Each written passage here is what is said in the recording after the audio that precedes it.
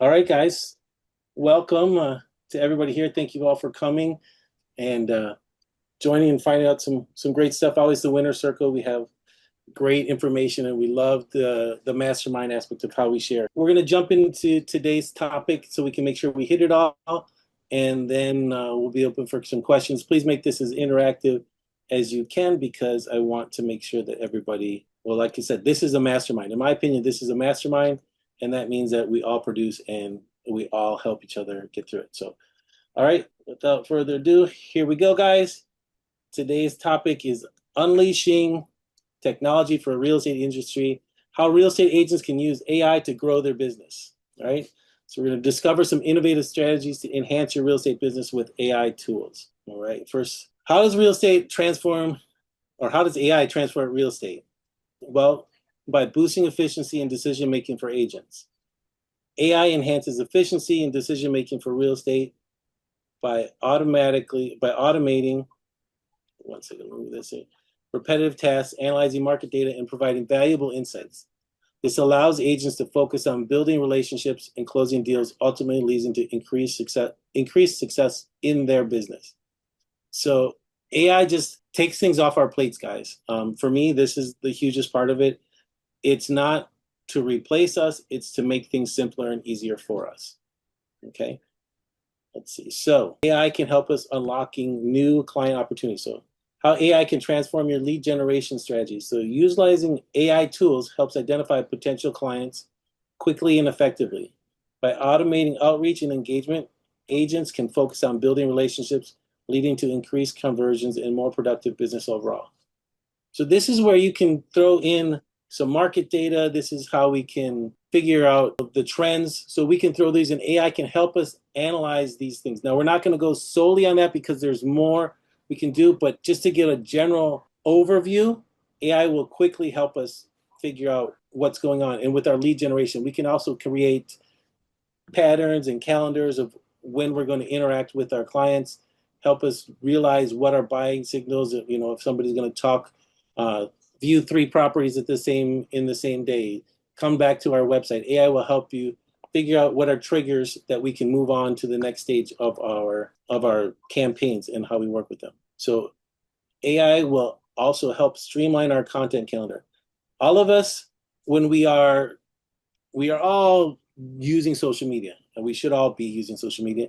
Part of the hardest thing is figuring out what to do, when to do it, how to do it, and to make it come out consistently. So with AI, you can plug in what you want to do, how you want to do it, and it will help you come up with a calendar. So if I come into AI and I'm going to, let's see, share my screen just for a second. Oh, not share I'm going to pull up. Let's see, boom, boom. Sorry, I'm going to make this small and go back into ChatGPT, just for example.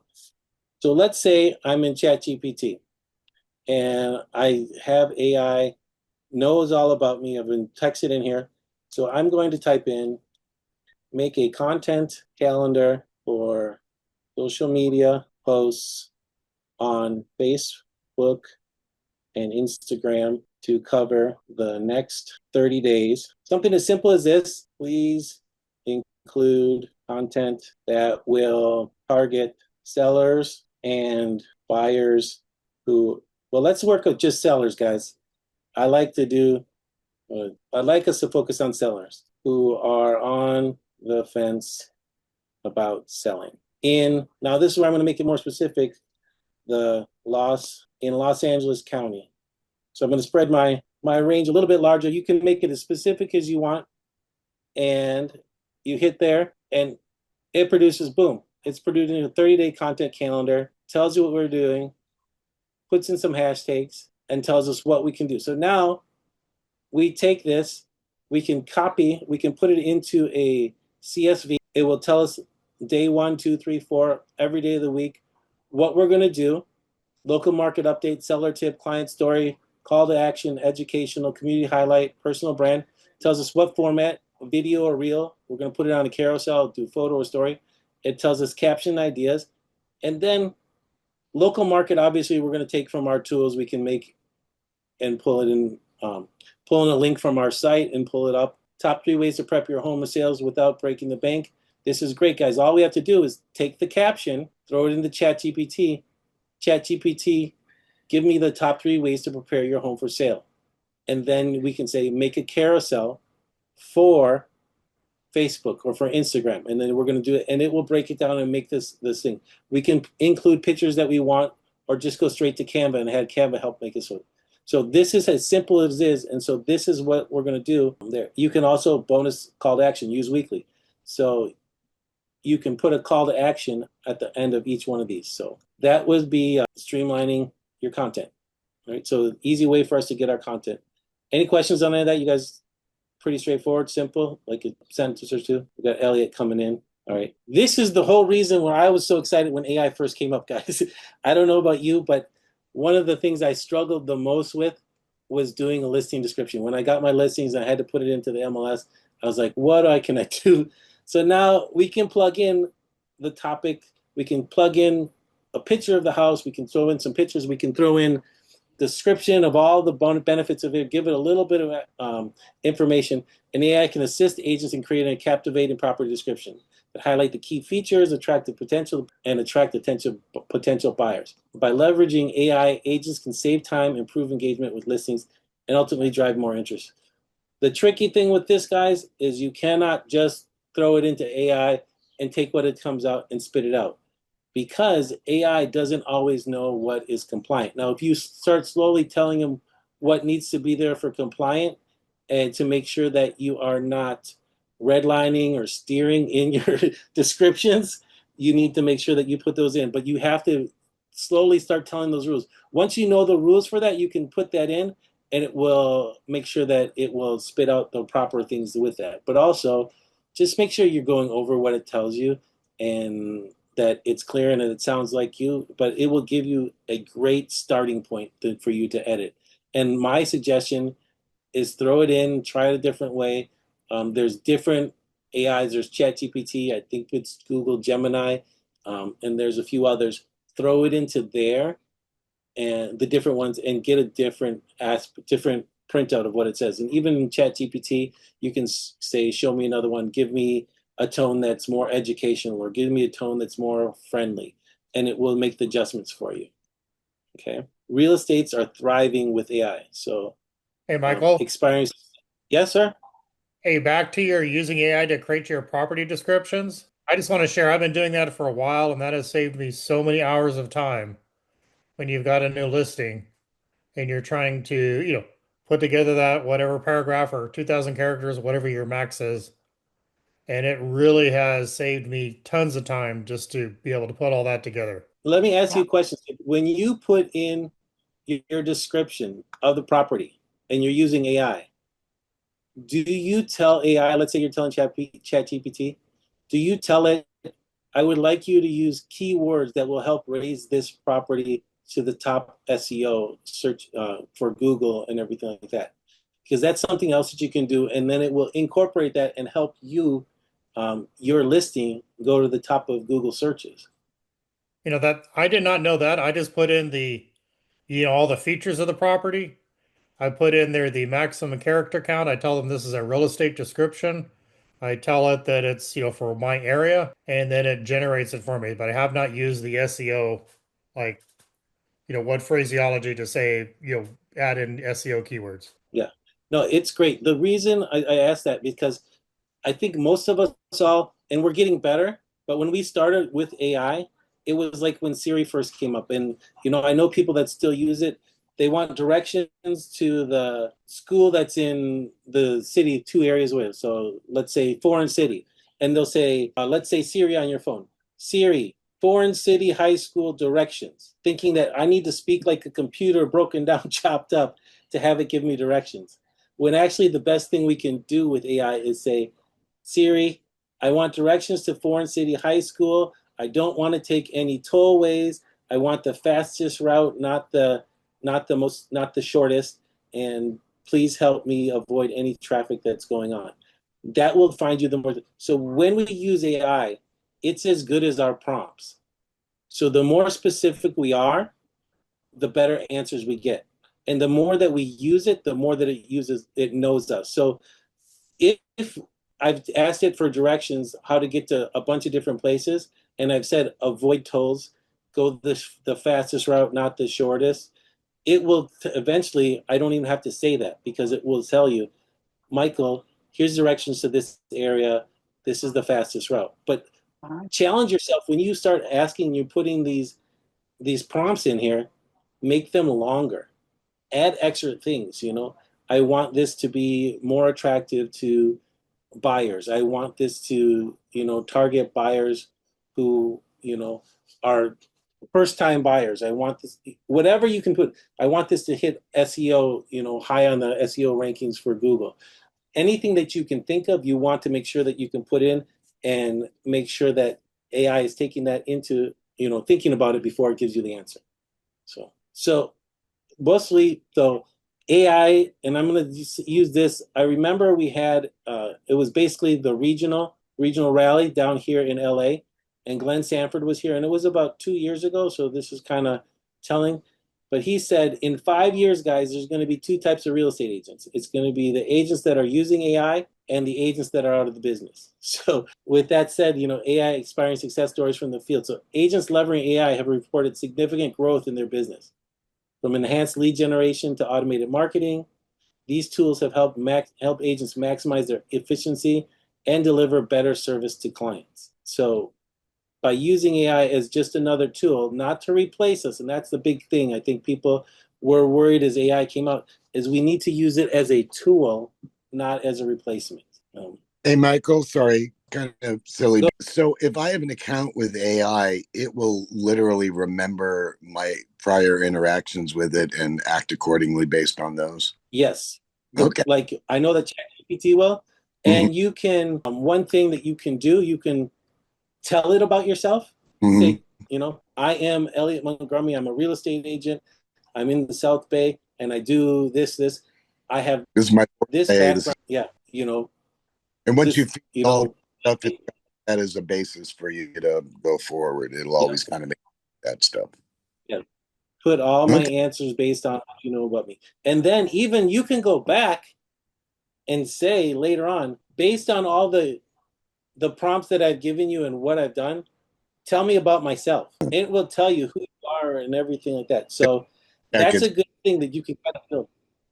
So periodically do make sure it's on the same page. Yes. Yeah. But the more that you put in, the more that we use it, the more that we kind of guide it, it will be good. And then there's now with a lot of ChatGPT and all that stuff, you can have it verbally respond to you. So if it's not something you want to generate that you're going to use, you can just ask it a question and have it talk back to you. So you can say, ChatGPT, tell me about myself.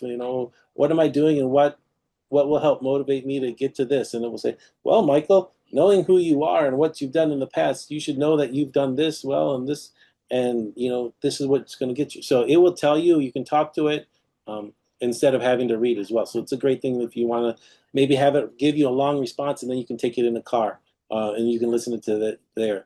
Cool. The one thing, you're good. One thing I did say, like when you put your prompts in, make sure they are specific and keep going. I was listening to one person who did an AI prompt about, he was going to do a letter that he was putting out to some clients. And he said, write a letter. And then he talked for about 5 minutes about the extra things he said. I want this to sound very personal. I don't want it to have this. Do not use the words, expired or this, or he put in specific words that it didn't want him to use. I wanted to do this. I wanted to make sure that it doesn't cover something that we've spoken about in the past, and make sure it covers this. Just keep piling on. You can have your prompt be 1,000 characters or more. Just put it all in there, and it's going to take it all in. The more that you put in, the more that it has to give you exactly what you want. Now, there are 3 things, or here's a list of 3 things that agents should never use AI for. So client relationships and trust. So building connections with clients is essential in real estate, and AI cannot replace the personal touch that AI provides. So like I said, it's a tool. It helps us guide us. It helps us give us information and material. It can even help us sometimes with a letter or a quick response, right? Those are for quick touches and everything. But we are the product, guys, right? As an agent, you're the product. You are the person. You're the expert. So you cannot rely on AI to build that relationship. You pick up the phone, you go meet them in person, anything that you can do to help build that relationship, and then you follow through on the things that you say. That's what you need to do personally. So don't count on AI to do that. Negotiation skills and tactics. So again, the successful negotiations require human intuition and emotional intelligence, which AI lacks in high stakes situations. So, if you want to negotiate a price reduction, or you're offering a lower for one of your clients, or you want to do a counter, don't ask AI, what's a good counter for this offer, and put things in that would give us the highest chance. You want to find out all the details. You're the professional. You know what's gone through before and what has worked, and the emotional attachment that clients have to things. So you are an expert. You're working with your negotiation skills and tactics. If you want help with that, talk to somebody else who has some experience, may be able to help share you with some ideas, but do not count on AI for that. And then last one, understanding local market nuances. Local market trends require in-depth analysis by experienced agents. Community insights are critical for tailored recommendation and advice. Personal experience define the unique selling points of neighborhoods. So like I said, again, we can get a local market update. We can kind of get a report generated with AI. But here's the report. Now we need to analyze it. So we can't just throw it into AI. What does this mean? Because it doesn't know, like I said, the emotions or what people are going through and what the market trends are necessarily going through there. And as a realtor kind of following and knowing what people are seeing, saying, and doing, you're able to analyze it and break it down for people much better. So these are three things that I wouldn't use AI for. I use it as a tool to help me understand these things, and then I use my expertise to go ahead and talk to people. And quite frankly, guys, unless you get AI really, really replacing you, and it sounds exactly like you and everything, people are going to know at some point, oh, they just use AI for that. They just generated that with AI, and they're not even talking to me, so I'd rather talk to a person. So that's what that is. And then, guys, I'm just encouraging you all. I want you to embrace AI for your growth. So take the leap and transform your business with AI tools. By implementing AI strategies, agents can streamline processes and enhance client interactions. So start exploring the various tools available, leverage their benefits, and watch your business thrive in the competitive landscape. And last thing, if you have any questions, feel free to contact me. Here we go. Boom, boom, boom. And that's not quite the last thing, guys. I just wanted to kind of share that with you. And then let you know, I did this presentation, guys.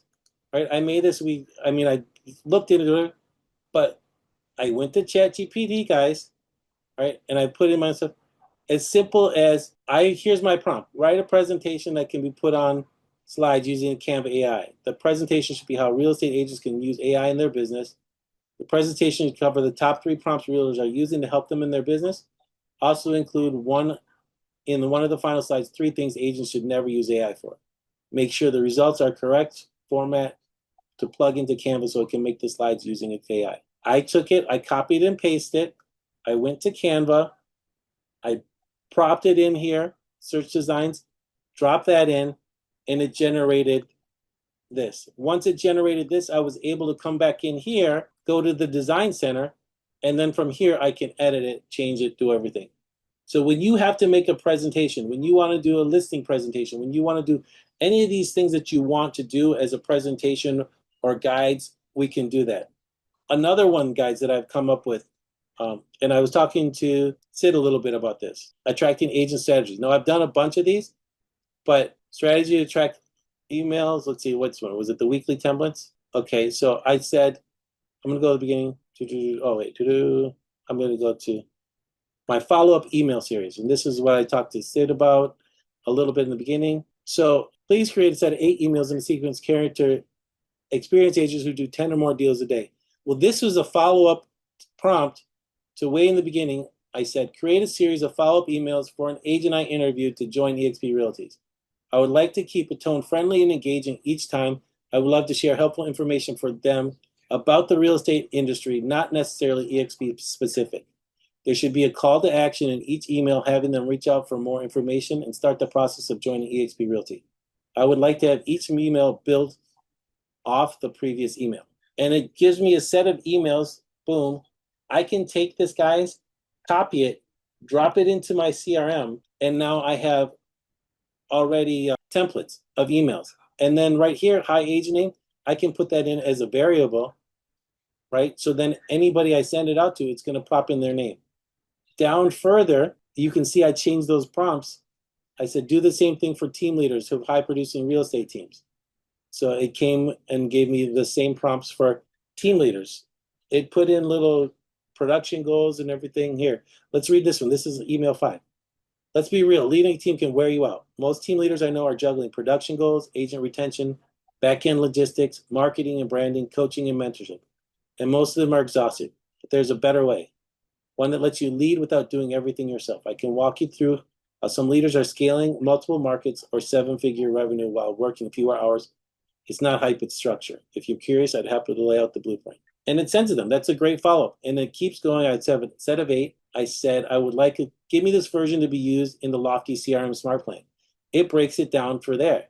At the end of that, I was able to say, replace the variable to this. So when I copy it, it puts the variable how I want. And then even later down further, I said, export these CSVs into a CSV directly format so I can take it and I can lay it out. So now if you create a campaign for somebody or anything, you can create a campaign on here. You can slow do it. You make a CSV of it. Now I can take my CSV and I can say, Sid, do you want that email campaign I designed? Here it is. Here's the CSV. Now you have the dates that it is to send it, everything that is supposed to go. If you'll notice on my emails here that I did, email 7, send day 14. Email 8, send day 17. So it even breaks down when it's supposed to be sent, and that's all set up in the CSV. So these are things that we can do, add up, and build. And again, like you said, leader follow-up. So I have, give me a context. So it tells you this is what we do if I said including text, and then it made me this whole script or a sequence step. So it made me a campaign. I download this into a CSV. I can put it in, and I can design my own campaign or smart plan in Lofty that's going to be send it out or give me prompts or do automatic text to somebody that I've just interviewed. So you can design this, set this up so that you can also have this sent up if you want to set up a campaign or design your own specific campaigns from something that's different what's in Bull Trail or any of your CRMs. You can set it up, do it. Just my big thing to you again, that this is a tool we use to help set up. When I'm doing this, I have this, when I go in to my CRM and I'm setting this up, right? I don't have this in here now, but I will also put in prompts, call, right? So these are asking questions, but I will put in make a phone call to the client so that I'm reaching out personally, not just counting on the CRM or the AI to constantly reach out and talk to them, because then they never have any interaction or contact with me. I'm top of mind, but they need to see my face or hear my voice as well. Put in a video. So these are things that we can grow. Hey, Michael, real So quick. AI is smart enough to know what a call to action is, right? Or did you have to explain? Yes. But okay. Nope. It knows what a call to action is. Got it. So it's pretty cool that it will do that. So any questions on any of this stuff so far, guys? I mean, not so far. I mean, that's what we have. I know there's a lot of stuff, and I didn't go super in depth into some of it, but I tried to get enough in depth that you guys would learn. And like I said, if you guys need more information, if you want to work on this more, I would love to help out to help you guys get more familiar. But really, the best thing you can do, go to ChatGPT, go to Google, Gemini, and just start playing. Throw in questions. You will only realize how powerful it is and what it can do by trying it out and figuring out. And there's free versions. I think I did the $20 a month upgrade so that to me it does a lot more things and it will really track and find things for me. Most tools that we have, such as Canva, I know that a lot of our CRMs include AI, so they will do some things for us as well. Start to learn and put those together so that you can really work and understand and use this tool to help your business take things off of your plate and make things easier for you. Okay. Hey, Michael. Yes, it. If I could make an observation. So I did the ChatGPT, the $20 a month thing. But also, if your business email is set up on Google Workplace, you basically get Gemini kind of included in your monthly subscription. They just raise the monthly subscription to like 16, 17 bucks a month or whatever, but that includes a corporate edition of Gemini, just to let you guys know. You said if your Google business is Yes. set up on Workplace? Let me restate that. So Google has its own kind of Google platform, for your emails and that, and they have a Yeah. paid version like for businesses. So like for example, if you have your own domain name, you can Okay. register at Google and you get like emails like mine's sid@kindhomesgroup.com. And then my different team members are TC. So you can add accounts, but basically it's based on your domain. But included in that monthly subscription per user per email address is included Google Gemini, and it's the enterprise level edition. Nice. It is pretty cool. Yeah. You guys, I think, for me, this the extra money, it's a little bit, but what it opens up is really, really worth it, guys. It really, I know for ChatGPT, what it opened up originally, as they went to the different integrations and got to a higher level, is the $20 when I first did it, it allowed ChatGPT to search the internet. Because before it would just go based on what you did and it would have the set of answers and would build from there. By paying the $20, now it would go to the web and it would do searches so it could actually pull data from what you were asking so that it was able to give you answers and stuff. So what you needed. Any other questions we have today? Claudia, I have a question for the group kind with of- my Google. Can you hear me? Now I can, yeah. I initially put myself as a virtual location in the middle of a freeway, and then a year later they say, that's it. I've gone through Google to, everything that they wanted me to do. I'm still locked out. Does anybody have any advice for me? Because it has all my reviews on it. If I shut it down, I lose all those reviews. Yeah. I've had the same issues, I think, when I first started, and then so I'm working on that. I don't have the exact answer for you right now. But as I go and I'm talking to you, hopefully that as you figure it out, hopefully we can go back and forth together and make it through. Oh, Sid, I think might have some help for us. Yeah, if I've found, like, for example, using different services like Real Grader, when you kind of like, if you go to one of the events, they often are there and like they do the digital business cards, but they kind of have a service. You pay them, but basically they will fix your Google Places account for you, is what I'm trying to get at. And so I have found that incredibly valuable for us. So sometimes some of these And who is this again? they're called Real Grader, and I use them as like a digital business card. REAL? Yes, Grader, Grader. So you pay them, the annual fee that they do, whatever they charge. But basically, to me, the advantage is they fix my Google account, which, like you said, it takes way too much time. It's too complicated, and they have like the admin access to Google or whatever, so they're actually allowed to change things without talking to Google because they're certified. Wow. Thank you. Thank you. Ed. Perfect. Homes.com. Well, they used to have one called HomeSnap, but now they sold, so I don't know if they do anymore. But I've also used them to, in essence, fix my Google Places account, which again has all your reviews and like I said, you want to keep those. But if you get a certified Google, Places kind of expert or company, they have the ability to do it without trying to reach directly to Google. Okay. Very Wow, helpful. thank you. Thank you. So it's worth engaging them, because like to me, that was worth it right there. So should I just go on realgrader.com? Real Grader. I have no idea what their website is, but yeah, it's Real Grader. There are several of the EXP events, and like EXP Con and things like that. But I've used them before, and it works. I think, because I think I might have done something. I think you get a free business card with Real Grader that you can set up through EXP, but Yes. there is the advanced thing that you'd have to do to get more. But I do believe they have a connection with EXP because I know that I've set one up. Yeah, so with them. they have the free card, but if you pay them like for their that upgrade thing, of course, Yes. naturally, which is I don't have a problem paying people. To me the value was they fixed my Google Places account. I honestly didn't care as much Yeah. about the card, but I'm like, yes, done. Right. Yeah. I think it's nice so that, like you said, they have a partnership with EXP that they work with. So Hey guys, Nice. is Google Places the same as Google My Business, or is that a different thing? Google Places and Google My Business. I think it's different, but I'm not. Okay, I'll look into it. I'll ask ChatGPT. I'm going to search it right now. Let's see. Google Places and Google refer different aspects of how businesses appear and are managed on Google. So one I believe is so Google Places where you will find your Google business profile. Yes. Got it. So yeah.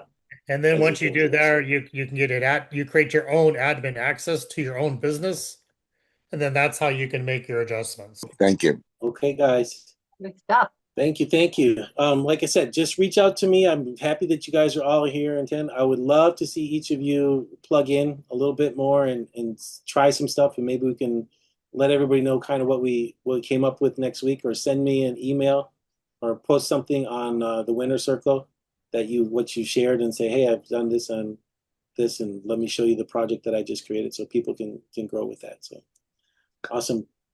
I want to thank you all for being here, and we will see you next week. And for those of you down in this area, hopefully we can see you at Build.